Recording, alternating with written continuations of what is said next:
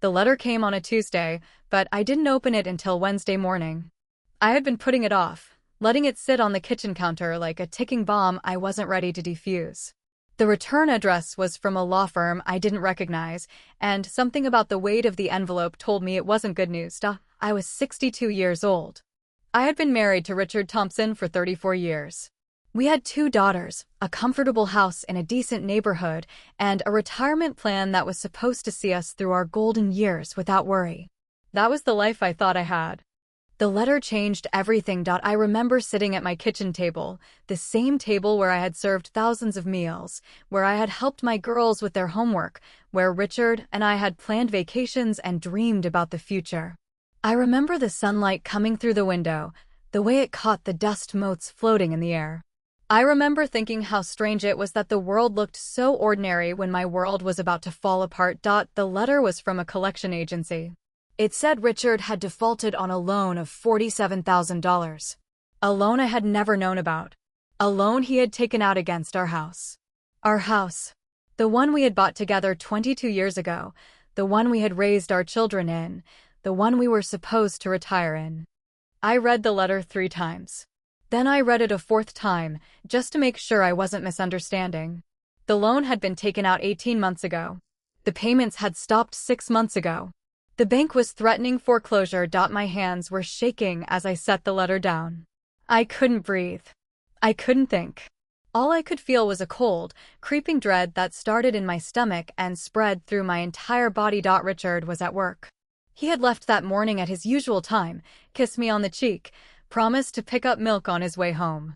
Just another ordinary day. Just another Tuesday. I called him at his office. The receptionist put me through to his voicemail. I left a message, trying to keep my voice calm, trying not to sound like a woman who had just discovered her life was a lie. Richard, it's Ellen. Please call me as soon as you get this. It's important. Then I sat and waited. I waited for an hour. 2 hours. I paced the kitchen floor, my mind racing through possibilities, trying to find a reasonable explanation. Maybe it was a mistake. Maybe the bank had the wrong person. Maybe there was some simple, innocent reason why Richard had taken out a loan without telling me. But I knew there wasn't. I had been married long enough to know when something was wrong. I had felt it for months, the distance between us, the way Richard would stay late at work, the way he would avoid my eyes when I asked about our finances. I had ignored all of it. I had told myself I was being paranoid, that every marriage had its rough patches, that Richard was just stressed about work. I had made excuses for him because it was easier than facing the truth. The truth was that my husband had been lying to me. And I had let him. When Richard finally came home that evening, I was still sitting at the kitchen table. The letter was in front of me, folded neatly, as if folding it would make the words less real. Ellen, he said, his voice cautious. You called. What's going on? I held up the letter. I got this today. From the bank. He froze in the doorway. I watched his face change, saw the mask of concern slip into something else. Fear, maybe. Or guilt. I had never seen that look on him before, and it told me everything I needed to know. I can explain, he said. Then explain. Because right now, I'm sitting here trying to figure out how my husband took out a $47,000 loan against our house without me knowing anything about it. He walked to the table slowly, pulled out a chair, and sat down across from me. He looked older than he had that morning. Grayer. Weaker. Things have been tight at the firm, he began. Clients have been slow to pay. My commissions have been down. I didn't want to worry you, so I took out the loan to cover some expenses. What expenses? What could possibly cost $47,000? He didn't answer.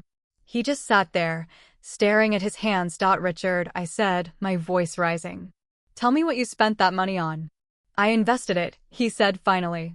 In a business opportunity. A friend of mine had a startup, a tech company. It was supposed to be a sure thing. I thought we could make some extra money, pay off the mortgage early, maybe take that trip to Europe you've always wanted. You invested $47,000 of borrowed money in a startup. Without telling me, it was supposed to be a surprise, he said. A good surprise. I wanted to do something nice for you. I laughed. I couldn't help it. It was a bitter, hollow sound that seemed to echo off the kitchen walls. You wanted to do something nice for me by taking out a loan against our house, by risking our home, Ellen.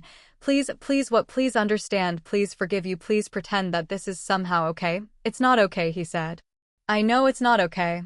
But the startup failed. The money is gone. I've been trying to figure out how to fix it, how to make things right. I was going to tell you. I just needed more time. More time for what the bank is threatening foreclosure. They're going to take our house. They're not going to take the house. I'll find a way. I'll borrow from my parents. I'll take a second job. I'll do whatever it takes.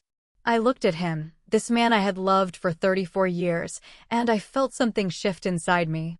It wasn't anger, not yet. It was something worse. It was the dawning realization that the person I had trusted most in the world had been keeping secrets from me. Big secrets. Life-changing secrets. How long, I asked. How long have you been hiding things from me? Is this the only one, or are there more? He didn't answer. He didn't have to. The silence told me everything. I stood up from the table. My legs were weak, but I forced myself to walk to the back door and step outside into the cool evening air. I needed to breathe. I needed to think. I needed to get away from him, from the lies, from the life that was crumbling around me. The garden was quiet. The roses I had planted last spring were blooming, their sweet scent filling the air. I had put so much work into this garden, into this house, into this life. And now it was all falling apart because Richard had made a decision without me. A decision that should have been ours, not his. I heard the door open behind me. Richard walked out, his footsteps hesitant on the patio stones. Ellen, he said. Please talk to me. Don't shut me out. Shut you out? I turned to face him. You're the one who shut me out. You're the one who made a decision that could cost us everything. You're the one who lied to me. I know. And I'm sorry. I'm so sorry. Sorry isn't going to pay back that loan. Sorry isn't going to save our house. I'll fix this, he said. I promise I'll fix this. Just give me a chance. I looked at him, standing there with his hands outstretched, his face pleading. He looked so sincere, so desperate. And for a moment, I wanted to believe him. I wanted to believe that this was just a mistake, that he would figure out a way to make things right, that we would get through this like we had gotten through everything else. But I had been living in denial for too long. I couldn't afford to live there anymore. I'm going to stay with Jennifer tonight, I said. I need some time to think. Don't go, he said. We can work this out. We can figure it out together. Together, I shook my head. We haven't been together for a long time, Richard. I just didn't want to see it. I walked past him into the house, grabbed my purse, and headed for my car. I didn't look back. I couldn't. If I looked back, I might have given in. I might have let myself believe one more time that everything was going to be okay. Jennifer lived across town, a 20-minute drive through familiar streets that suddenly felt foreign to me. I parked in her driveway and sat for a moment, gathering myself. I didn't want to walk in with tears streaming down my face. I didn't want her to see me fall apart. But I didn't have to pretend. When Jennifer opened the door, she took one look at me and pulled me into a hug. What happened? She asked. Your father, I said. Something's happened. Something bad. She led me inside, sat me down on her couch, and made me a cup of tea. Then she sat across from me, waiting for me to explain. I told her everything. The letter. The loan. The foreclosure. The lies. Jennifer listened without interrupting. When I finished, she was quiet for a long moment. I knew something was wrong, she said finally. He seemed different lately. Preoccupied. I thought it was just work. It wasn't just work. He's been hiding things from me for months. Years, maybe. I don't know anymore. What are you going to do? I shook my head. I don't know. I can't think right now. I just needed to get away from him. You can stay here as long as you need, Jennifer said. We'll figure this out. Whatever it takes. But I wasn't sure we could figure it out. I wasn't sure there was a solution to this mess. I wasn't sure of anything anymore. That night, I lay awake in Jennifer's guest room, staring at the ceiling, replaying every conversation, every argument, every moment of silence that should have been a red flag. I thought about the signs I had missed, the truths I had ignored. I thought about how easy it had been to lie to me, how little Richard had needed to do to keep me in the dark. And I thought about the one question I hadn't asked him, the question that was now burning in my mind. What else was he hiding? I stayed at Jennifer's house for 3 days. 3 days of her cooking meals I couldn't eat, of her trying to distract me with her children's school projects and her husband's work stories, of her watching me with that careful, worried look that made me feel like a fragile old woman who might break at any moment. I didn't break. But I came close. On the fourth morning, I went back to my house. Richard was at work, or at least he was supposed to be. I didn't care where he was. I had a mission. I needed to find out what else he had been hiding from me. I started in his home office, a small room off the living room that he had always kept locked. He had given me a key years ago for emergencies, and I had never used it. Until now. The room was cluttered with papers, old files, golf trophies. It smelled like stale coffee and his cologne. I sat down at his desk and started opening drawers. The first few were ordinary. Office supplies, old receipts, a collection of pens that didn't work. Then I found a drawer that was locked. I didn't have a key for that one. But I had a hammer from the garage. It took me 10 minutes to break the lock. My hands were shaking, and I felt a sick knot in my stomach. But I needed to know. I needed to see the full picture of whatever Richard had been doing behind my back. Inside the drawer were stacks of bank statements. Not from our joint account. These were from accounts I had never seen before. Accounts in Richard's name only. Accounts that showed deposits and withdrawals going back 5 years. I started going through them. What I found made my blood run cold. There were payments to a woman named Sandra. Small amounts at first, then larger, more regular. There were hotel bills, restaurant receipts, a car lease I had never heard about. And then I found the photographs. I stared at them for what felt like hours. Richard and Sandra at a beach. Richard and Sandra at a fancy restaurant.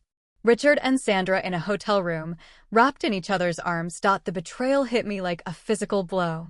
I dropped the photos on the desk, my vision blurring with tears. I had suspected he was hiding financial secrets. I had never suspected this. His affair had been going on for 5 years. 5 years of lies. 5 years of pretending everything was fine while he was building another life with another woman. I thought back over those years, trying to remember the signs I had missed. The business trips that seemed too frequent. The nights he would come home late, claiming he had to work. The way he had stopped looking at me the way he used to. I had blamed it on age. I had blamed it on his stressful job. I had blamed it on everything except the truth. But the truth was right there in front of me, printed on glossy paper. I sat in that chair for a long time. I didn't cry. I was past crying. I was in a place of cold, clear anger, the kind that leaves you feeling numb but sharp at the same time. When I finally stood up, I knew what I had to do. First, I called Jennifer and told her I had found something important. I didn't tell her what. I didn't want to say it out loud. Saying it out loud would make it real. Then I called a lawyer. Not our family lawyer, the one who had done our wills and helped with my mother's estate. I found a divorce lawyer, a woman named Patricia Duncan, who specialized in high-asset cases. And I called the bank to freeze everything. Richard had taken out more than one loan. The $47,000 one was just the beginning. I found paperwork for a second loan, a third, a fourth. All of them hidden from me. All of them paid to accounts I didn't know about. By the time Richard came home that evening, I was ready. He walked in with a grocery bag, still pretending everything was normal. "Ellen, you're back. I was so worried about you. I bought your favorite wine." I was sitting on the living room couch. I had laid out everything in front of me. The bank statements. The photographs. The loan papers. Richard stopped in the middle of the room. The grocery bag slipped from his hands, wine bottles clattering to the floor. "Ellen, what is all this?" "This is your life," I said. "The life you've been hiding from me for 5 years." He moved toward me, his face pale. "Let me explain. Please. Just let me explain." "Explain what?" I picked up the photograph of him and Sandra on the beach. "Explain who this woman is. Explain why you've been paying her rent and buying her jewelry. Explain why you've been lying to me for half a decade." He opened his mouth, but no words came out. "There's nothing to explain," I said. "You cheated on me. You stole from me. You risked our home. And you did it all without a single thought about what it would do to me." "That's not true," he said. "I thought about you. I thought about the girls. I know I made mistakes. I stood up, my voice rising for the first time. This isn't a mistake. A mistake is forgetting to pay a bill. A mistake is taking the wrong turn on a road trip. This is a pattern of behavior. This is who you are. Ellen, please, I don't want to hear it. I don't want to hear any more of your excuses. I've been listening to your excuses for 34 years, and I'm done. I walked past him, heading for the front door. Where are you going? He asked. I'm going to see Patricia Duncan. She's my divorce attorney. And before the week is over, I'm going to take everything you have. Every dollar. Every account. Every secret you've been hiding from me. You can't do that, he said. You can't take everything. Watch me. I walked out the door. This time, I didn't hesitate. I didn't look back. I got into my car and drove to Patricia's office with the photographs and the bank statements in my bag. Patricia was waiting for me, just as I had asked her to be. She was a woman in her late 50s, sharp-eyed and efficient. She looked at the evidence I brought, studied it carefully, then set it down with a grim expression. Ellen, I'm going to be honest with you, she said. This is a mess. The loans, the hidden accounts, the affair. Your husband has been committing fraud. Financial fraud, yes, but also marital fraud. He's been hiding assets and debts from you for years. What does that mean for the divorce? It means we have a strong case, she said. But it also means this is going to get ugly. Richard is going to fight back. He's going to try to paint you as the bad guy. He's going to try to hide more assets. He's going to make this as difficult as possible. I don't care, I said. I want everything he's stolen from me. And I want him to pay for what he's done. Patricia nodded. We'll file the papers tomorrow morning. But Ellen, I need you to prepare yourself. This is going to be a long road. It's going to be painful. And you're going to need to stay strong. I looked out the window of her office. The sun was setting, painting the sky in shades of orange and red. It was beautiful in a way that felt almost cruel. I've been weak for too long, I said. I'm done with that now. The divorce papers were filed the next morning. Richard was served at his office, in front of his colleagues. I wasn't there, but Patricia told me he turned white as a sheet when the process server walked into the conference room. He called me that night, frantic. I let it go to voicemail. He called again. And again. I finally answered on the 5th call. Ellen, you have to stop this, he said. We can work this out. We can go to counseling. I'll break it off with Sandra. I'll do whatever it takes. It's too late for that, I said. You made your choices, Richard. Now you have to live with them. Don't do this to our family. Think about the girls. Think about what this will do to them. I have thought about them, I said. I've thought about what it would do to them to have a father who lied and cheated and stole. And I've decided that they deserve the truth. You're destroying everything we built. No, I said. You did that. I'm just cleaning up the mess. I hung up and blocked his number. Then I called Jennifer and told her I was coming over. Mom, what's wrong? She asked when I arrived. You look terrible. I sat down on her couch and told her everything. The photographs. The hotel bills. The secret bank accounts. The affair. Jennifer listened, her face growing paler with each revelation. When I finished, she burst into tears. I can't believe he would do this, she said. How could he do this to you? To us, I don't know, I said. I've been asking myself that same question. And I don't have an answer. I don't think there's an answer that makes sense.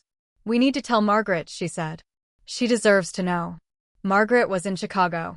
She was a nurse, a mother of 2, a woman who had always been the strong one in the family.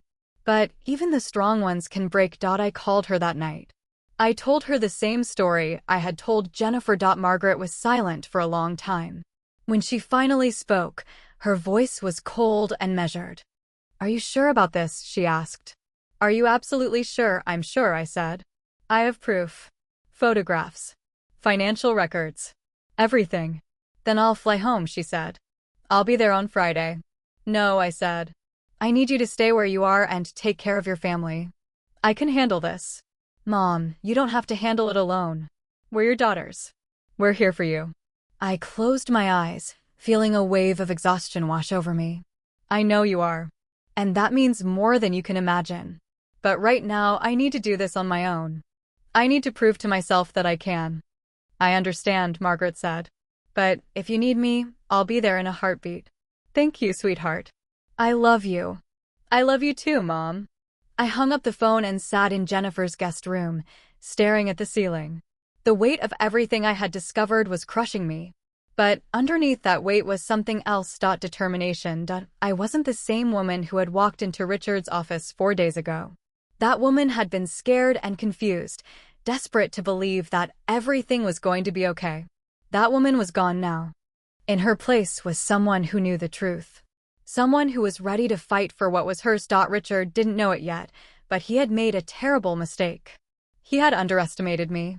He had assumed I would stay quiet, that I would let him get away with everything. But I wasn't staying quiet anymore. The next morning, I went back to the house. Richard was gone. He had probably gone to Sandra's. I didn't care. I went into his office and started making copies of everything. The photographs, the bank statements, the loan papers. I built a case file that would leave no room for doubt, no room for Richard to spin the story in his favor. Then I called Patricia and told her I was ready. I want to take everything, I said. Every asset he has, every dollar he's hidden. I want to destroy him in court. And I want to make sure he can never do this to anyone else. We can do that, Patricia said. But it's going to take time. And it's going to take everything you've got. I'm ready. And I was. Over the next few weeks, I found out more than I ever wanted to know. The affair with Sandra had started when Richard was on a business trip in San Francisco. She was his assistant sister, an event planner who had been hired to organize a client party. Richard had been flattered by her attention, and the flattery had turned into something more. He had been paying her rent for 3 years. He had bought her a car. He had paid for her vacation to Europe. All of it with money that should have been ours. Sandra wasn't the only one. Patricia uncovered more. There were other women, other secrets, a whole hidden life that Richard had been living behind my back. I felt like a fool. I had trusted him blindly for 34 years, and he had used that trust to build a prison for me. A prison made of lies and betrayal. But I wasn't going to stay in that prison anymore. The first court date was approaching, and I was ready. I had my evidence. I had my lawyer. And I had a new sense of purpose. Richard had taken everything from me. My trust. My security. My sense of self. But he hadn't taken my spirit. And I was going to make sure he regretted that. The first court date arrived faster than I expected. I had spent the weeks leading up to it in a fog of preparation, meeting with Patricia almost daily, going over every piece of evidence, every document, every photograph. I had become an expert on my husband's betrayal. I knew the dates of his hotel stays. I knew the amounts of his secret payments. I knew the names of every woman he had been involved with. I knew too much. But I couldn't stop. Knowing was the only thing keeping me sane. The morning of the hearing, I woke up at 4 o'clock and couldn't get back to sleep. I lay in Jennifer's guest room, staring at the ceiling, running through everything I was going to say. Patricia had warned me not to rehearse too much, to let my emotions come naturally. But I couldn't help it. I needed to be prepared. Jennifer came in at 6, carrying a cup of coffee and a worried expression. Mom, you need to eat something. You can't face this on an empty stomach. I can't eat, I said. My stomach is in knots. I know. But you have to try. Just a piece of toast. Please. I took the toast, but I didn't eat it. I just held it, staring at the wall, trying to remember how to breathe. The courthouse was a large, imposing building downtown. Patricia met me at the entrance, her briefcase in hand, her face set in a determined expression. Ellen, are you ready? I think so, I said. I'm as ready as I'm ever going to be. Remember, just tell the truth. Let the evidence speak for itself. And don't let Richard provoke you. I nodded. I had been practicing that last part for weeks. Don't let him provoke you. Don't let him get a reaction. Stay calm, stay focused, stay in control. We walked into the courtroom together. It was a small room, but it felt enormous. The judge sat at the front, a stern-faced woman in her late 60s. The court reporter was off to the side, ready to record every word. Richard was already there, sitting at the defense table with his lawyer. He looked terrible. His suit was rumpled, his hair was disheveled, and there were dark circles under his eyes. He looked like a man who hadn't slept in weeks. Good. I took my seat at the plaintiff's table, next to Patricia. I didn't look at Richard. I couldn't. If I looked at him, I might break down. I might forget all the reasons I was there. The hearing began with opening statements. Richard's lawyer, a man named Harold Vance, stood up and painted a picture of my husband as a confused and remorseful man who had made mistakes but was willing to make amends. He talked about Richard's long career, his contributions to the community, his love for his family. I listened to it all and felt a cold anger building in my chest. He had loved his family so much that he had cheated on them. He had loved his community so much that he had stolen from it. The hypocrisy was staggering. Then it was my turn. Patricia stood up and addressed the judge. Your Honor, over the past 5 years, Richard Thompson has systematically defrauded his wife of more than $200,000. He has taken out loans in her name, hidden assets in secret accounts, and spent marital funds on an extramarital affair. This isn't a series of mistakes. This is calculated deception. And we have the evidence to prove it. The judge nodded. Let's see it. I was called to the stand. I walked up, my legs trembling, and sat in the witness chair. I swore to tell the truth. Then Patricia began her questioning. Mrs. Thompson, how long have you been married to the respondent? 34 years. And during that time, did you believe your husband was faithful to you? Yes, I said. I believed that completely. I had no reason to suspect otherwise. And did you believe your financial situation was stable? I believed we were doing well. I thought we had a comfortable retirement planned. I thought everything was under control. When did you discover that wasn't the case? 6 weeks ago, when I received a letter from a collection agency. They had been trying to contact Richard about a loan I knew nothing about. What was your reaction? I was shocked, I said. I couldn't believe it. I didn't want to believe it. But you investigated further, yes. I went through his office and found evidence of more loans, hidden accounts, and photographs of his affair with Sandra Barlow. Patricia held up the photographs, one by one, showing them to the judge and the court reporter. Your Honor, these photographs show the respondent with Sandra Barlow at various locations around the country. Hotel rooms, restaurants, a beachfront property. All paid for with funds that should have gone toward the marital home. Harold Vance stood up, his face reddening. Objection, Your Honor. These photographs are inflammatory. They have no bearing on the financial issues at hand. Overruled, the judge said. The nature of the relationship is relevant to the fraud allegations. Continue.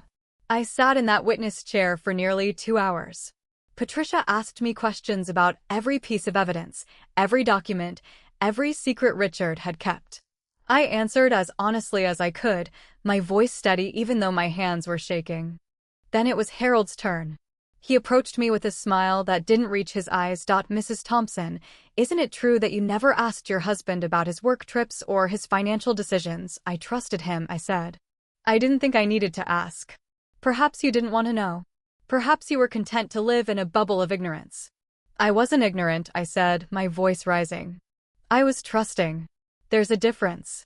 Harold tried a few more angles, but I held my ground. I knew the truth. I had the evidence.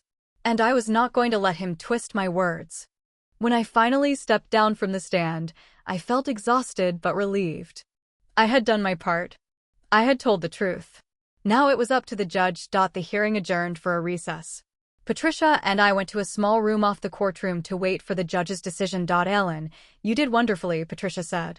You were calm, collected, and completely believable. I don't think there's any way the judge can rule against you. I hope you're right, I said. I don't think I can go through this again. Richard was in the hallway when we left the room. He looked like he wanted to talk to me, but Patricia stepped in front of him. Mr. Thompson, you are not to approach my client without her consent. Do you understand? He nodded, defeated. I walked past him without a word. The judge returned after an hour. She had a stack of papers in front of her, the evidence Patricia had presented. I have reviewed the documents and the testimony carefully, she said. It is my finding that Richard Thompson committed financial fraud against his wife, Ellen Thompson. The hidden accounts, the loans, and the expenditures on the extramarital affair are all violations of the marital trust. I am ordering Richard Thompson to pay full compensation to Ellen Thompson in the amount of $243,000, plus interest and court costs. I heard a sharp intake of breath from Richard. He looked at his lawyer in panic. Your Honor, that amount is impossible, Harold said. My client doesn't have the funds to pay that. Then he will have to sell assets, the judge said, including any property or accounts that are not already designated as marital assets. I am also ordering that he pay Ellen Thompson a monthly spousal support payment for the next 5 years. The gavel came down, and the hearing was over. I walked out of that courtroom feeling like a different person. The weight that had been crushing me for weeks had lifted. I had won. I had taken a stand and fought for what was mine. But the victory felt hollow. I had won the case, but I had lost my marriage. I had exposed Richard's betrayal, but I had also exposed my own blindness. I had been a fool, and the whole world now knew it. Patricia put her hand on my shoulder. Ellen, you did it. You got justice. I got money, I said.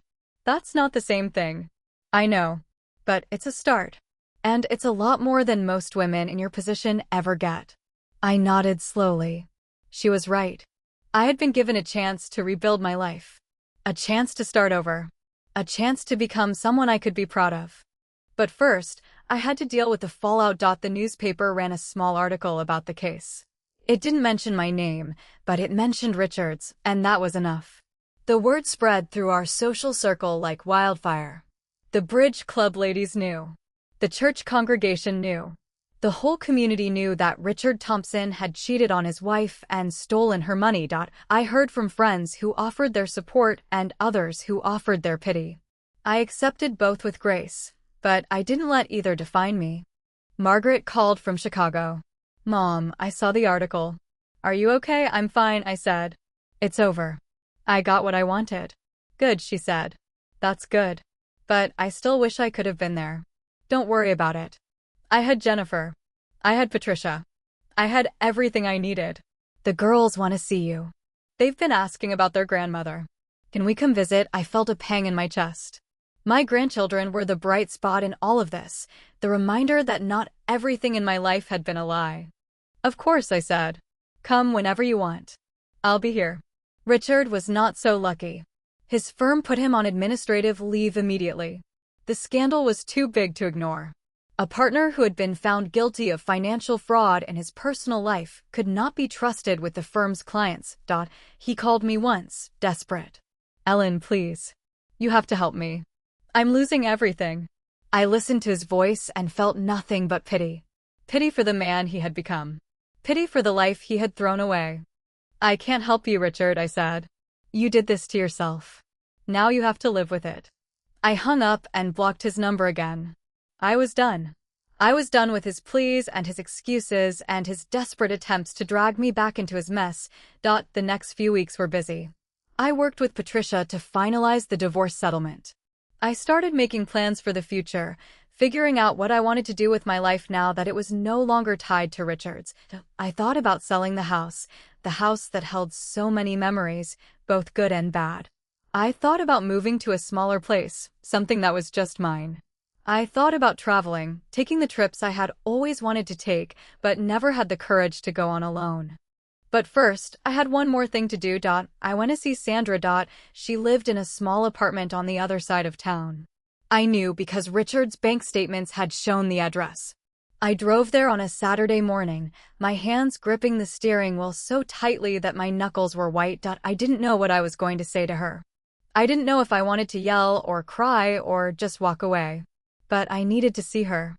I needed to look into her eyes and see the woman who had helped destroy my marriage. She answered the door with a startled look on her face.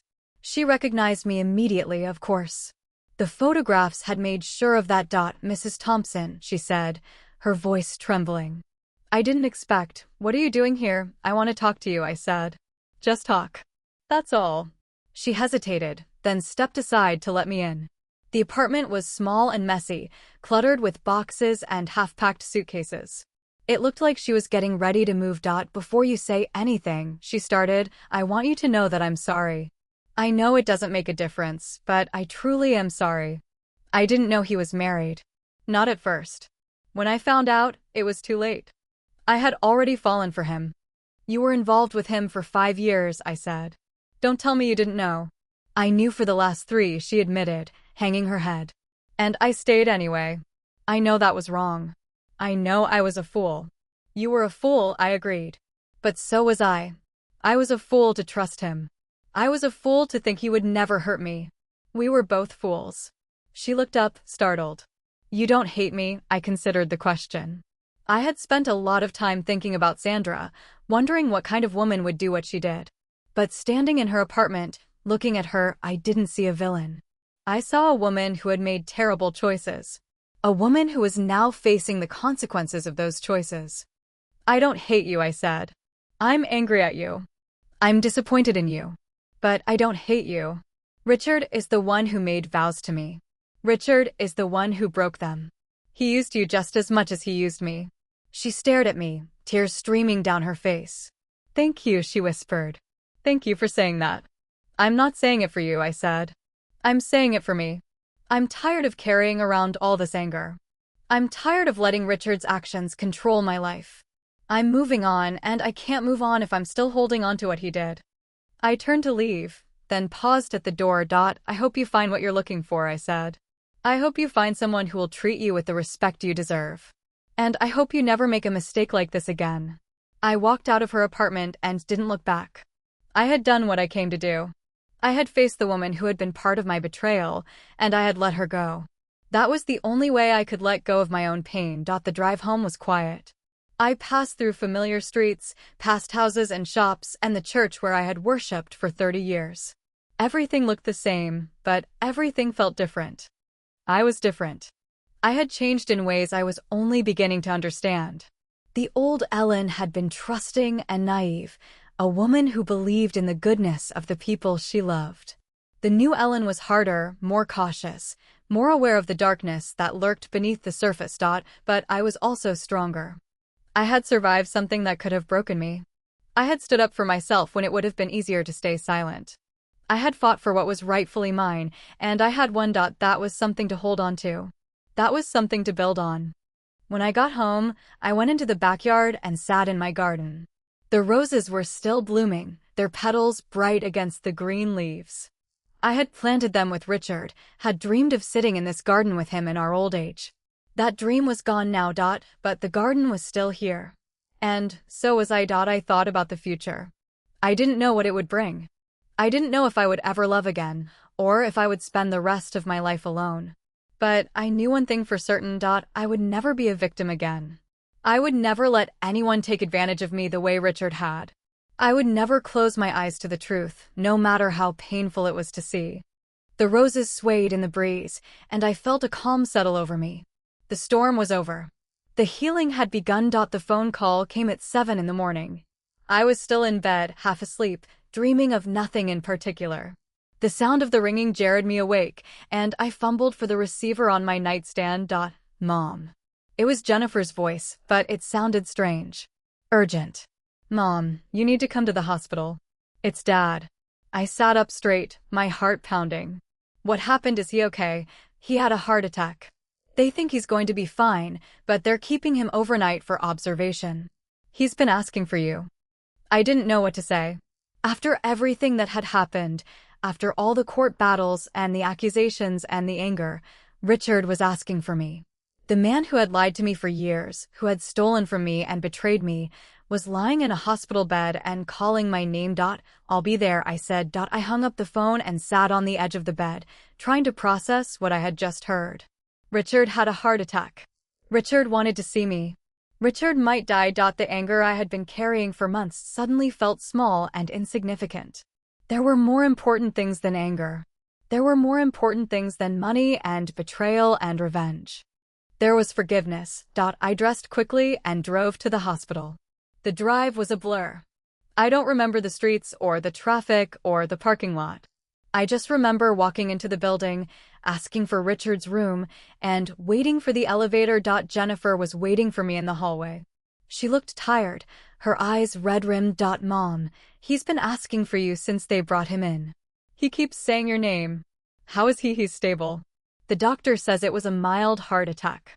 He's going to need to make some changes to his lifestyle, but he should be okay. I nodded slowly. Can I see him? Yeah. He's in room 312. He's awake. I walked into the room and stopped in the doorway. Richard was lying in the hospital bed, attached to monitors and 4 lines. He looked pale and fragile, a shadow of the man I had married. Ellen, he said, his voice weak. You came. I walked over to his bed and sat down in the chair beside him. Jennifer called. She said you were asking for me. I was. I've been thinking about everything. All the mistakes I made. All the ways I hurt you. Richard, you don't have to do this. Yes, I do, he said. I have to tell you. I have to say it before it's too late. I looked at him, really looked at him, and saw something I hadn't seen in years. Regret. Real regret. Not the kind he had shown in court when he was trying to save himself. This was something deeper. Something that came from a place of genuine understanding. 5 years ago, he said, his voice barely above a whisper, I made a terrible choice. I was unhappy, but I didn't tell you. I didn't talk to you. I just let it fester until I convinced myself that it was okay to do what I did. Richard, please let me finish. I need you to hear this. I was weak. I was selfish. I convinced myself that I deserved to be happy, that I had earned the right to find happiness somewhere else. But I was wrong. I was so wrong. I threw away the best thing that ever happened to me. I felt tears prick at my eyes. I didn't want to cry. I had cried too much already. But his words were hitting me in ways I hadn't expected. You hurt me, I said. You hurt me more than I thought it was possible to be hurt. I know. And I will spend the rest of my life regretting that. I can't change what I did. I can't go back and undo it. All I can do is tell you how sorry I am. And hope that someday, somehow, you can forgive me. I sat there in the hospital room, holding his hand, listening to his heartbeat on the monitor. The rhythm was steady now, calm. But mine was racing. Richard, I don't know if I can forgive you, I said. I want to. Part of me wants to. But I don't know if I'm there yet. I understand, he said. I don't expect you to. I don't deserve it. But I had to tell you. I had to say it. We sat in silence for a long time. Then the doctor came in and said Richard needed to rest. I stood up to leave. Ellen, Richard said as I reached the door. Thank you for coming. I nodded and walked out. Jennifer was waiting for me in the hallway. How did it go? He apologized, I said. He really apologized. I don't know if it changes anything. But he did it. Do you think you can forgive him? I shook my head. I don't know. I thought I could. I thought I was ready to move on. But hearing him say it, hearing him admit what he did, it brought everything back. The pain. The anger. All of it. That's normal, Mom. You can't just flip a switch and make it go away. I know. But I want to. I'm so tired of carrying this weight. I'm so tired of being angry. Jennifer hugged me. It's going to take time. But you'll get there. I know you will. I left the hospital that morning feeling more confused than I had in months. Richard had asked for forgiveness. He had apologized in a way he never had before. And part of me wanted to give it to him. But another part of me was still hurting. Still angry. Still remembering all the ways he had betrayed me. I drove home and spent the rest of the day in my garden. I weeded the flower beds. I watered the roses. I planted new seeds, hoping that something would grow. Later that week, I got another call. This time from someone I wasn't expecting. Mrs. Thompson, this is Sandra Barlow. I was stunned. Sandra, what are you calling for? I wanted to let you know that Richard broke it off with me. Completely. He said he needed to make things right with you, even if that meant losing everything else. I didn't know what to say. I had seen Richard at the hospital, had listened to his apologies, had thought he was sincere. But hearing it from Sandra made it real in a different way. He's serious, Sandra continued. He's been going to counseling. He's been working on himself. He told me he's not the same man he was when we met. Why are you telling me this? Because I think you deserve to know the truth. I know I hurt you. I know I was part of what happened. But I also know Richard is trying to change. He's trying to become a better person. And I think he deserves a chance. Even if you can't give it to him as a husband, at least give it to him as a man who's trying to do the right thing. I hung up the phone, more confused than before. Sandra was defending Richard. Sandra, the other woman, was telling me to give him a chance. The world had turned upside down. I called Patricia and told her about the hospital visit, about Sandra's call, about everything. What do you think I should do? I asked. Ellen. I'm your lawyer, she said. I'm not your therapist. But I'll tell you what I think. Richard hurt you. He betrayed you. He stole from you. But if he's genuinely trying to change, that's something worth considering. Not for his sake, but for yours. Holding on to anger is like drinking poison and expecting the other person to die. I had heard that saying before. I had never fully understood it until now. I need to figure out what I want, I said. For the first time in 34 years, I need to figure out what's best for me. And what do you want? I thought about it. I thought about the house I was living in, the garden I had planted, the grandchildren I loved. I thought about the friends who had stuck by me and the ones who had drifted away. I thought about the loneliness of waking up alone and the freedom of making decisions without checking with anyone else. I want to travel, I said finally. I've always wanted to see the Grand Canyon. And Yellowstone. And maybe go to Europe. I want to see things I've only ever seen in pictures. That sounds like a good start, Patricia said. So do it. And I did. I booked a trip to the Grand Canyon that very week. I packed my bags, rented a car, and drove across the country. I saw the mountains and the deserts and the wide open skies. I stood on the edge of the canyon and felt small in the best possible way. I called Jennifer every night to check in. I called Margaret too, and my grandchildren. I sent postcards from every stop along the way. And when I finally came home, I felt different. Lighter. Like something heavy had been lifted off my shoulders. I went to see Richard again. He was out of the hospital by then, back in his small apartment, living alone. He looked better than he had in the hospital. Healthier. More alert. Ellen, he said when he saw me. I didn't expect to see you again. I needed to come, I said. I needed to talk to you. Really talk. We sat in his apartment and talked for hours. Not about the past, not about the affair or the money or the court case. We talked about our grandchildren. We talked about the weather.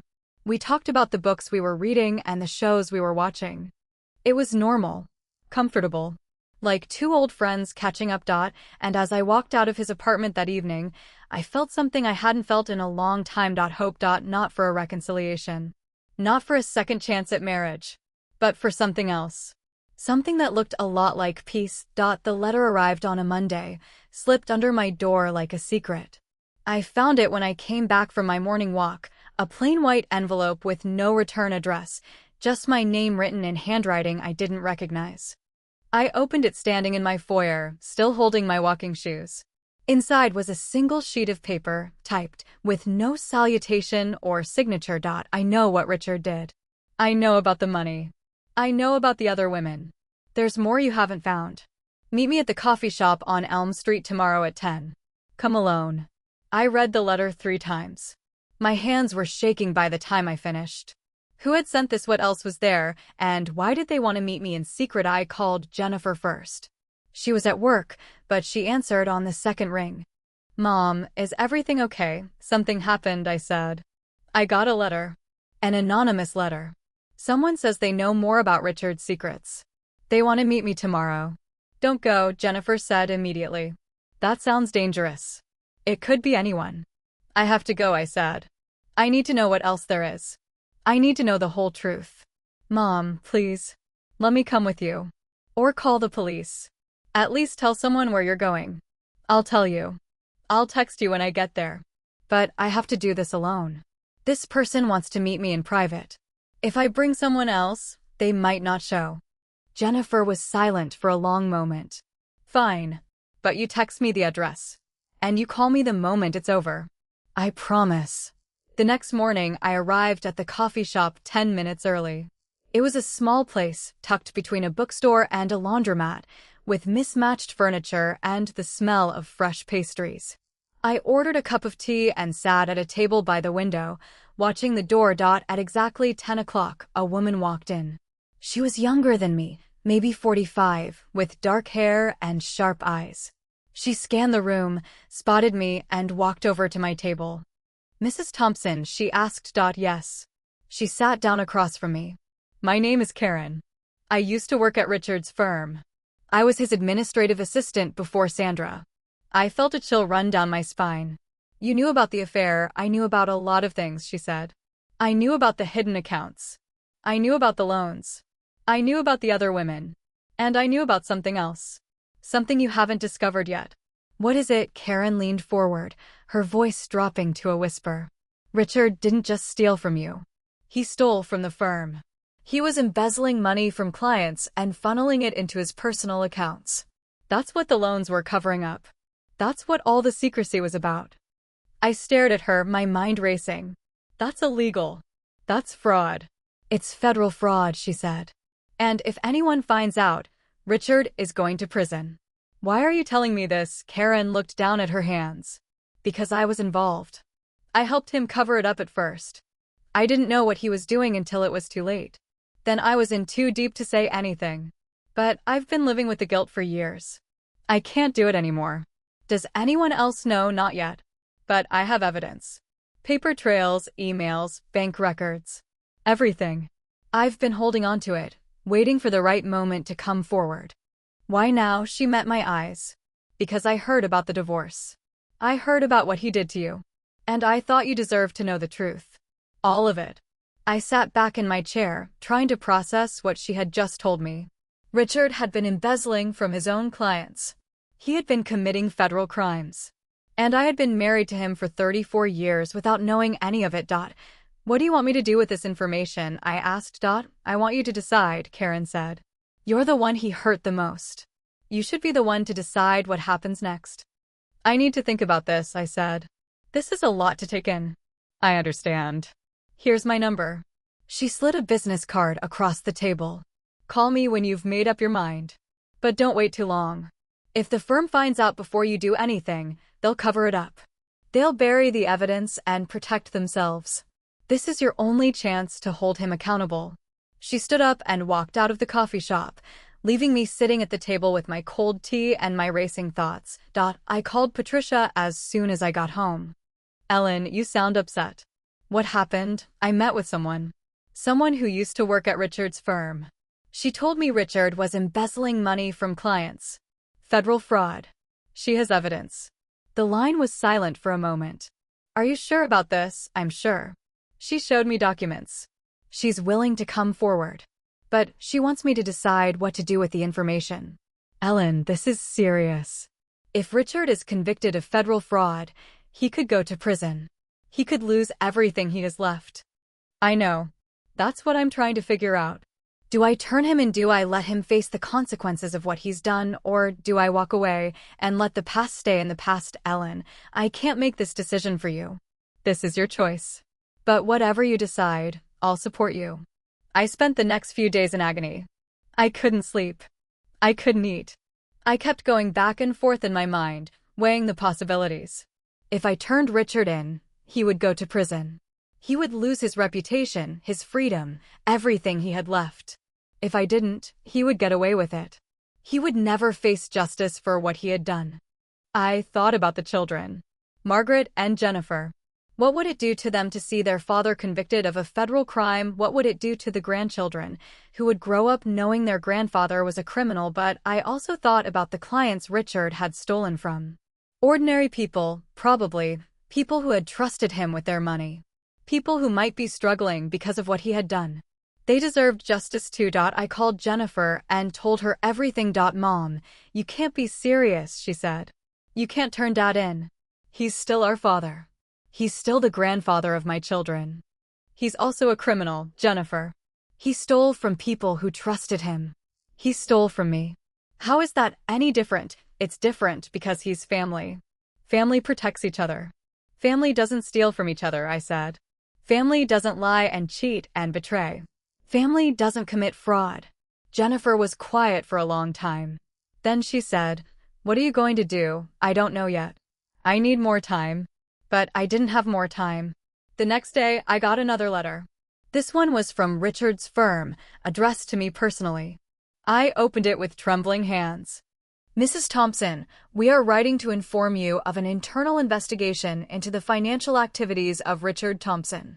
As his next of kin, We are required to notify you that irregularities have been discovered in his handling of client accounts. We will be cooperating fully with federal authorities. I read the letter and felt the bottom drop out of my stomach. The firm had found out. The investigation was already underway. My choice had been taken away from me. I called Karen to tell her. I know, she said. Someone at the firm found the documents I was hiding. They've already called the FBI. It's happening, Ellen. Richard is going to be charged. How do you know? Because they called me. They want me to testify. They want me to tell everything I know. I hung up the phone and sat in my kitchen, staring at the wall. Everything was falling apart. Everything Richard had built, everything we had built together, was crumbling to dust. The FBI came to his apartment 2 days later. I wasn't there, but Jennifer was. She called me after they left, sobbing. Mom, they arrested him. They took him away in handcuffs. The children were there. They saw everything. I closed my eyes, feeling a wave of nausea wash over me. I'm so sorry, Jennifer. I'm so sorry. This is your fault, she said, her voice bitter.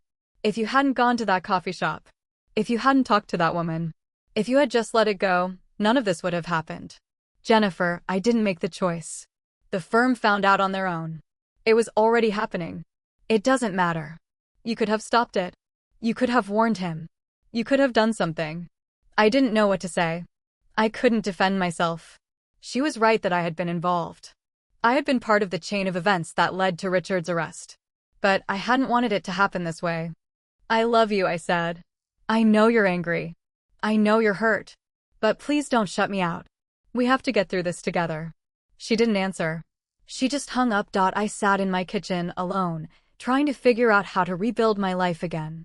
I had been through so much already. The divorce. The betrayal. The court case. And now this. Richard was facing federal charges. He was facing prison.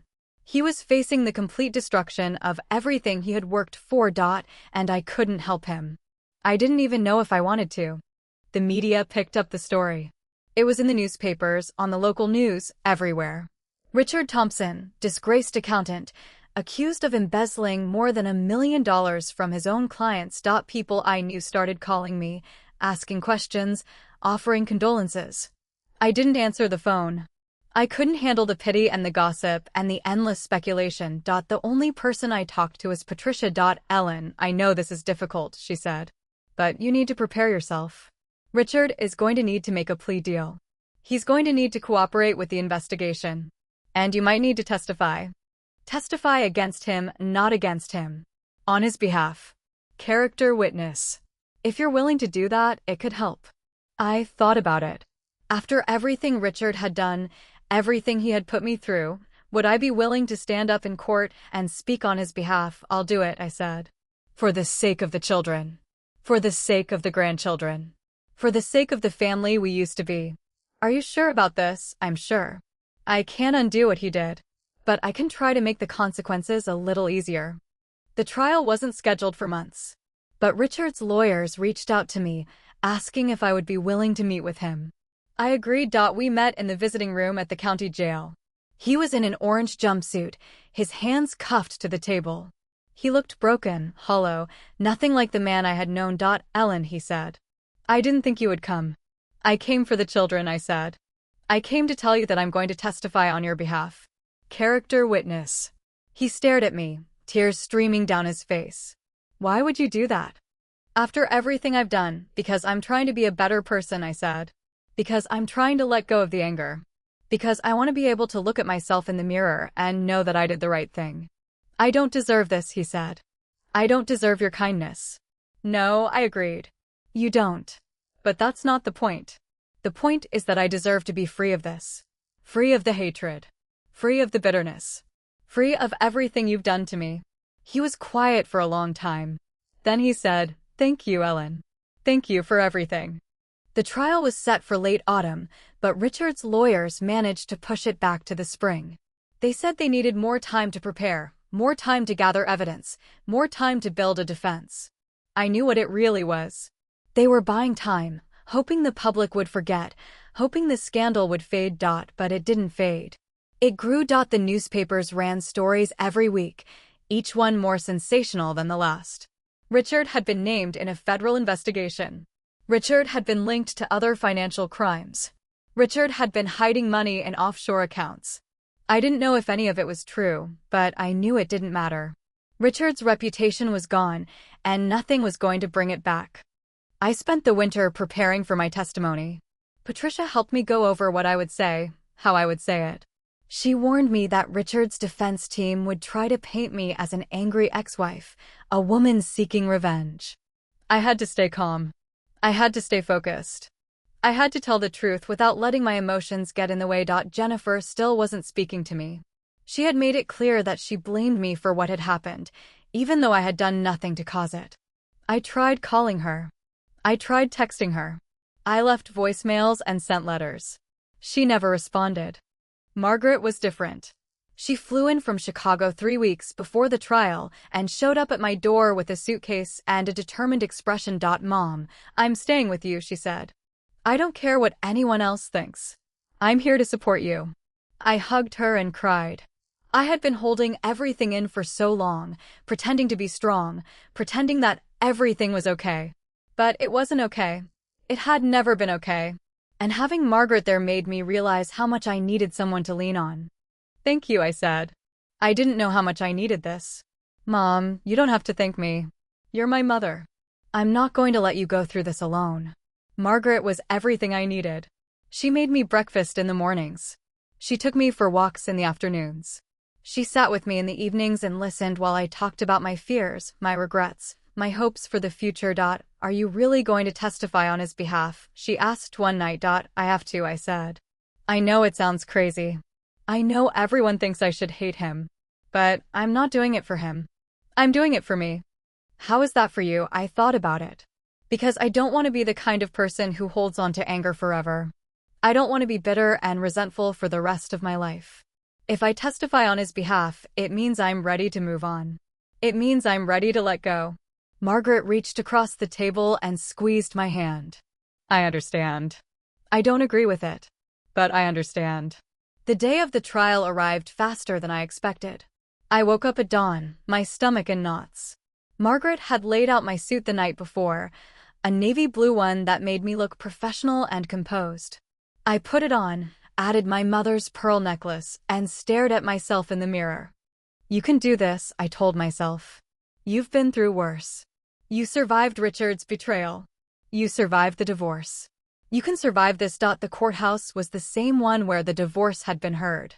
It felt familiar now, almost comfortable in a strange way. Patricia met me at the entrance, her briefcase in hand, her face set in a determined expression. Ellen, you look good. How are you feeling? Terrified, I admitted. But I'm ready. Remember what we practiced. Stay calm. Stick to the facts.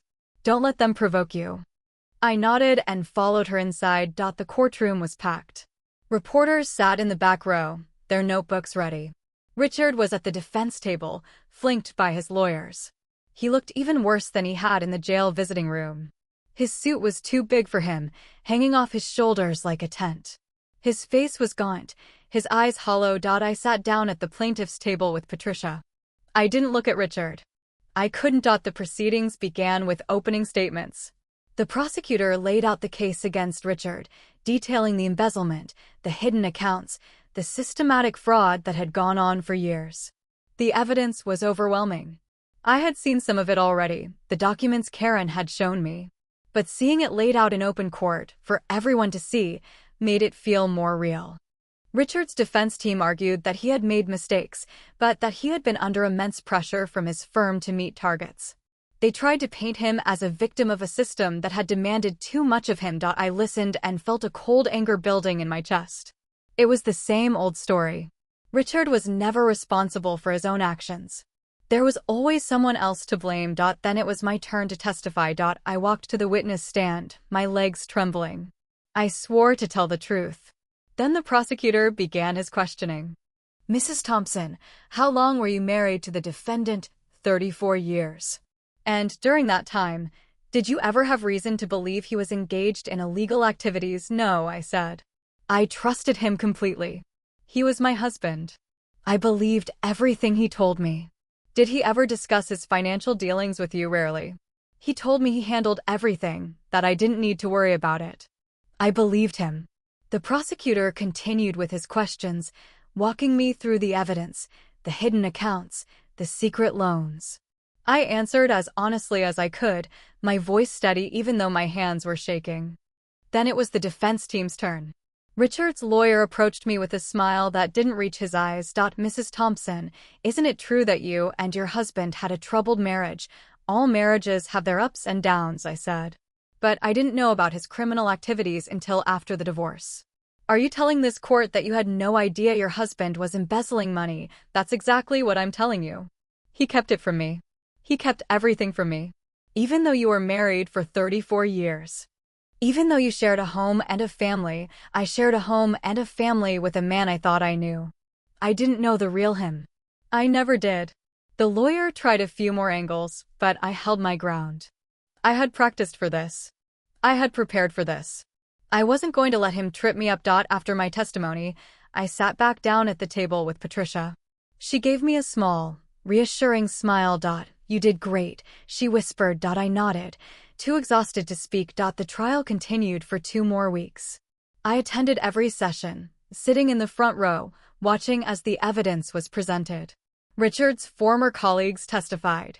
His clients testified.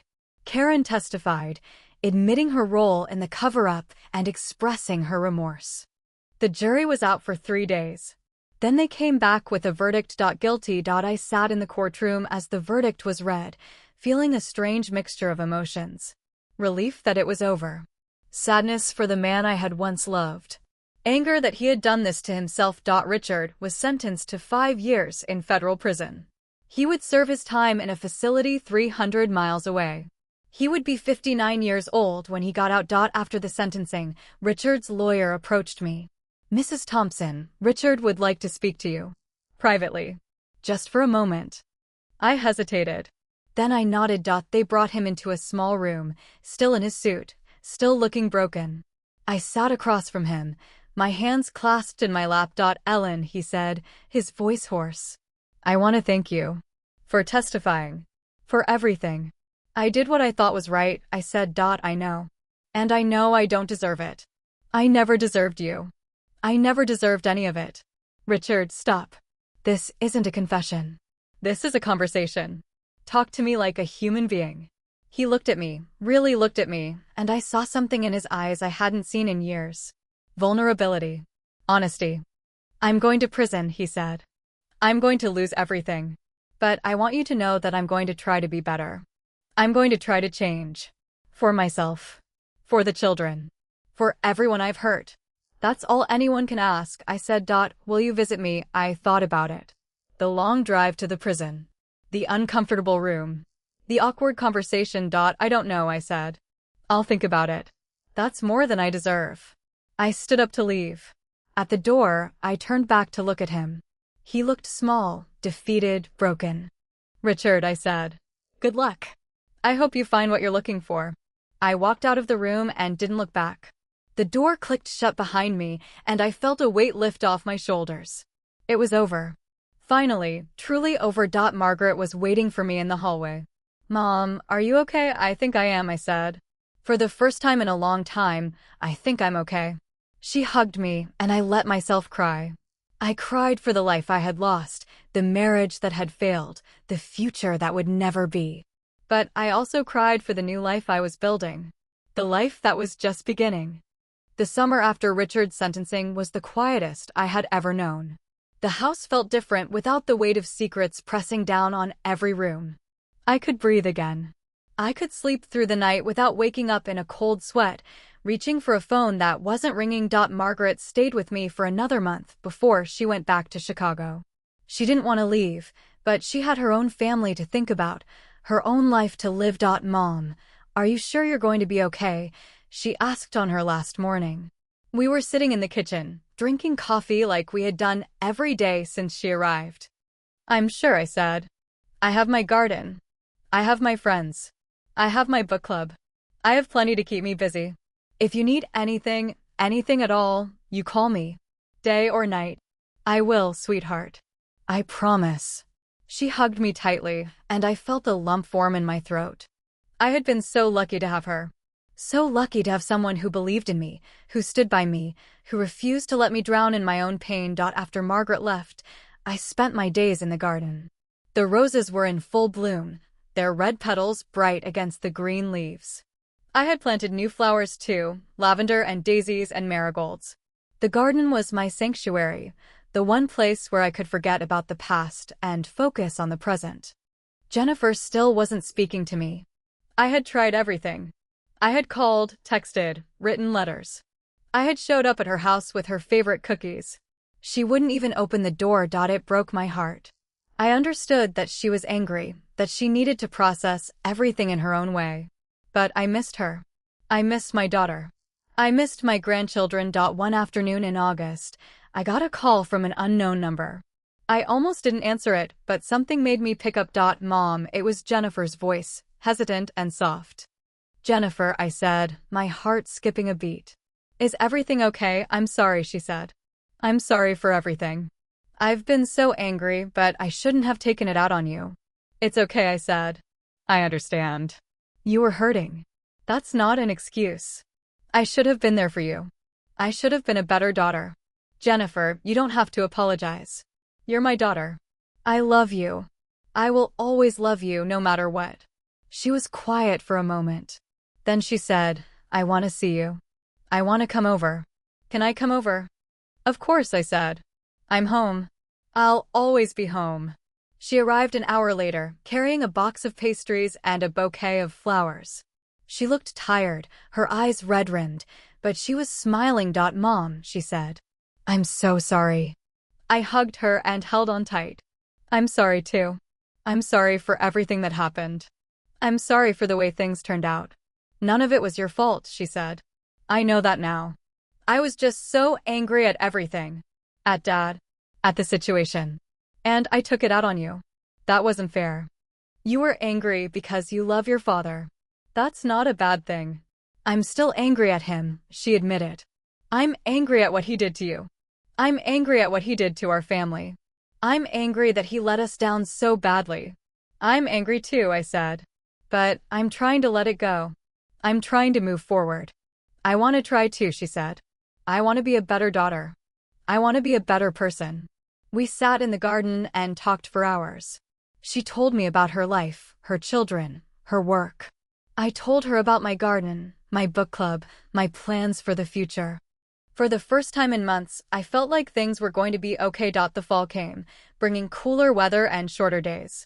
I spent my time volunteering at the church food bank, helping out at the local library, attending my book club meetings.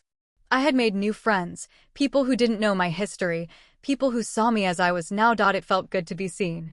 It felt good to be known for something other than my marriage to Richard. One afternoon, I got a letter from the prison. Richard's handwriting was on the envelope, shaky and uncertain. I opened it with trembling hands. Ellen, I know I don't deserve to ask you for anything. But I've been thinking about our life together. I've been thinking about all the things I did wrong, all the ways I failed you. I want to change. I want to be a better person. I'm taking classes in prison. I'm going to therapy. I'm trying to understand why I did what I did. I know you can't forgive me. I know I don't deserve it. But I want you to know that I'm trying. I'm trying to become someone you could be proud of. I don't expect you to visit me. I don't expect you to write back. But I wanted you to know. I wanted you to know that I'm sorry. And I want to be better. I read the letter 3 times. Then I folded it up and put it in the drawer with my other mementos. I didn't know what I was going to do. I didn't know if I could ever forgive Richard for everything he had done. But I knew one thing. I was going to try. The next few months were busy. I started volunteering at a local shelter, helping women who were going through experiences like mine. I listened to their stories, offered them support, helped them find resources. It was the most fulfilling thing I had ever done. I also started painting again. I hadn't painted since the children were young, but something about the peace of my new life inspired me. I painted landscapes, portraits, scenes from my garden. I sold some of my paintings at a local craft fair, and the money I made went toward a new set of brushes. The winter came, bringing snow and cold weather. I stayed indoors, reading, painting, spending time with Jennifer and her children. We had started a tradition of Sunday dinners at my house, and it had become something I looked forward to every week. Margaret called every Sunday night. She told me about her life in Chicago, her husband, her children. She always asked how I was doing, and I always told her the truth. Mom, you sound happy, she said one evening. I think I am, I said. It's strange. After everything that happened, after everything I went through, I think I'm happy. Good, she said. You deserve to be happy. Thank you, sweetheart. For everything. I'm your daughter, she said. It's my job. Spring came again, the first anniversary of Richard's sentencing. I thought about him, wondered how he was doing, wondered if he was still trying to change. I decided to visit him. The prison was 3 hours away, a long drive through the countryside. I had time to think, time to process what I was doing. I didn't know if I was making the right decision. But I knew I needed to see him. I needed to see for myself if he had changed. The visiting room was cold and institutional, with plastic chairs and a glass divider. Richard was brought in, wearing a prison jumpsuit, his hair grayer than I remembered. Ellen, he said, his voice cracking. I didn't think you would come. I had to, I said. I needed to see you. I needed to see if you were telling the truth in your letters. I am, he said. I'm trying, Ellen. I'm really trying. I looked at him, really looked at him, and I saw something I hadn't seen in years. Sincerity. Honesty. A man who had finally taken responsibility for his actions. I'm proud of you, I said. He stared at me, tears streaming down his face. You don't have to say that. You don't have to be kind to me. I'm not saying it to be kind, I said. I'm saying it because it's true. You're trying to change. That takes courage. Thank you, he said. Thank you for giving me a chance. Don't make me regret it. I won't. I promise I won't. We talked for the rest of the visiting hour. We talked about the children, the grandchildren, the weather. We talked about mundane things, safe things. It felt almost like old times. When the visit was over, I stood up to leave. Ellen, Richard said. Will you come again? I will, I said. I'll come again. And I did. I visited him every month after that. We talked, we laughed, we reminisced. It wasn't the same as before. It would never be the same. But it was something. Something I could hold on to. The years passed. Richard served his sentence and was released on parole. He moved into a small apartment in a different city and started rebuilding his life. He got a job at a hardware store, a humble position that didn't require him to handle money. I saw him occasionally, at family gatherings, at holidays. He was always polite, always grateful. He had changed in ways I never thought possible. Jennifer eventually came to terms with everything.